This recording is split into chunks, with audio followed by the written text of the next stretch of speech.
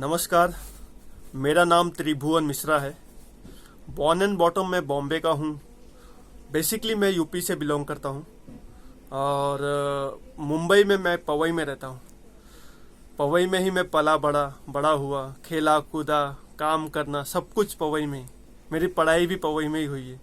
और हम घर में 5 लोग हैं। मैं मेरा छोटा भाई, मेरी 2 बहनें और मेरी मम्मी।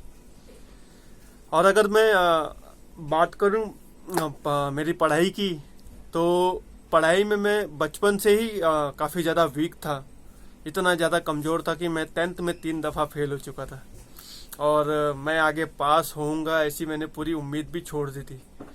तो कॉलेज लाइफ का सपना सब मुझे ऐसा लगता था कि अधूरा सा ही रहेगा।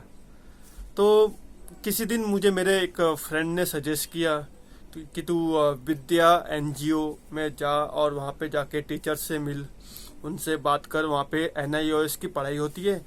तो मैं वहाँ पे गया। मुझे मेरी मुलाकात वहाँ पे मैरी मैम से हुई।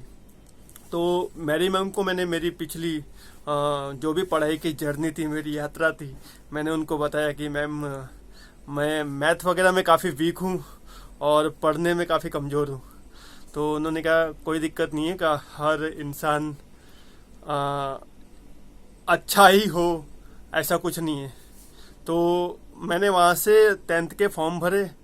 और आपको एक बात बता दूँ, इतने कम पैसे में मैंने भरे थे ना वो फॉर्म, और पूरे साल भर की पढ़ाई मैंने की थी ना, वो ना के बराबर थे। वो जो अमाउंट थे ना, वो ना के बराबर थे।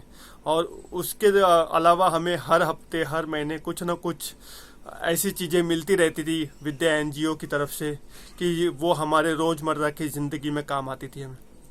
तो मैं उनका बहुत ही ज़्यादा शुक्रगुजार हूँ।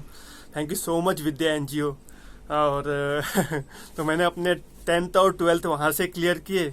उसके बाद मैं मुंबई यूनिवर्सिटी से correspondence first year, second year और फाइनल ईयर के लिए मैंने ये किया था। तो जैसे ही मैं फाइनल ईयर में पहुंचा, तो मुझे फाइनल ईयर बीए से मैं बीए कर रहा था। जैसे ही मैं फाइनल ईयर में पहुंचा, तो मुझे 2 सब्जेक्ट में एटीकेटी लग गई। और मैंने कहा अब पढ़ाई नहीं करनी है, क्योंकि मेरा फोकस कुछ और भी था। मेरी उम्र 24-25 के आसपास हो गई थी। तो मैंने कहा अब मेरा फोकस, मेरा टारगेट, मेरा एम जो था वो एक्टिंग था। मुझे एक एक्टर बनना था। तो मैंने कहा एक्टिंग में भी ट्राई करना चाहिए, भले हो ना हो मगर करना चाहिए। हो ना हो मैं इसलिए कह रहा हूँ क्योंकि मैं एक छोटा सा मामूली सा आदमी हूँ। बड़े सपने देखना, शायद पूरे हो ना हो, काफ़ी ज़्यादा रिस्क था। बैकअप था नहीं किसी का, इंडस्ट्री में कोई ऐसा था नहीं जो मुझे जानता है। मैं किसी को जानता हूँ, मेरा फैमिली का मेंबर है, ऐसा कोई नहीं था। ना कोई दोस्त, ना कोई।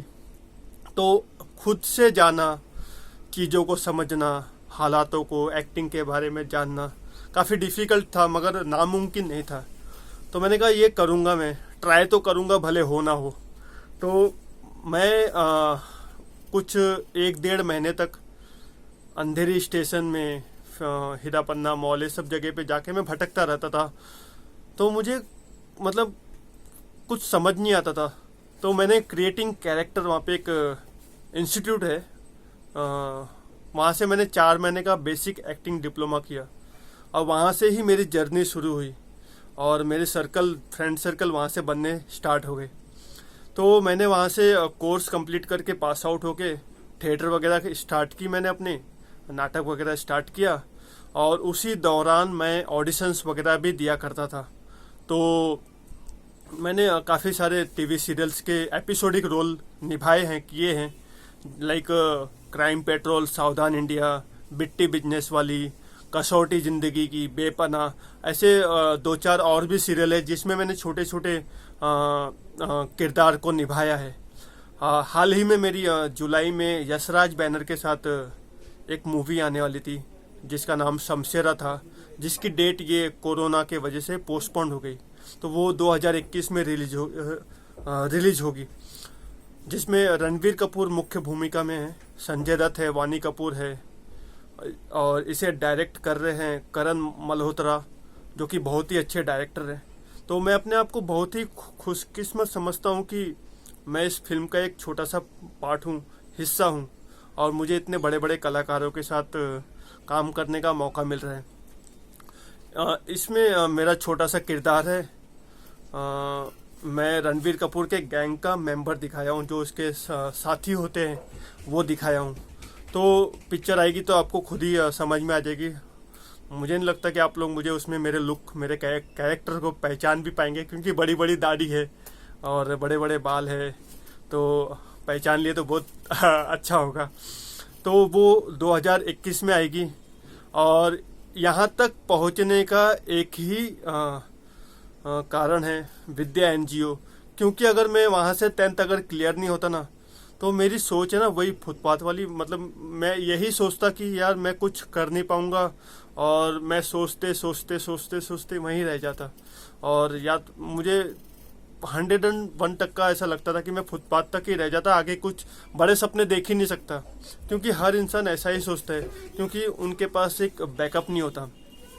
तो मैं बहुत ही ज़्यादा शुक्रगुजार हूँ मैरी मैम का, जो आज भी मुझे कहीं मिलती है तो मुझे हमेशा कहती है कि त्रिभुवन, अगर तुझे कुछ ज़रूरत है तो तू ऑफिस में आ, कभी कुछ बात करनी है तो ऑफिस में आ जाया कर, मेरा नंबर है तेरे पास, कभी कुछ ज़रूरत पड़ी तो बोल दिया कर। तो मैं अपने आप को बहुत ही नसीब वाला समझता हूँ कि आज भी मेरा ये दूसरा परिवार है जो हमेशा मेरे बारे में अच्छा सोचता रहता है। तो thank you so much Mary ma'am, love you.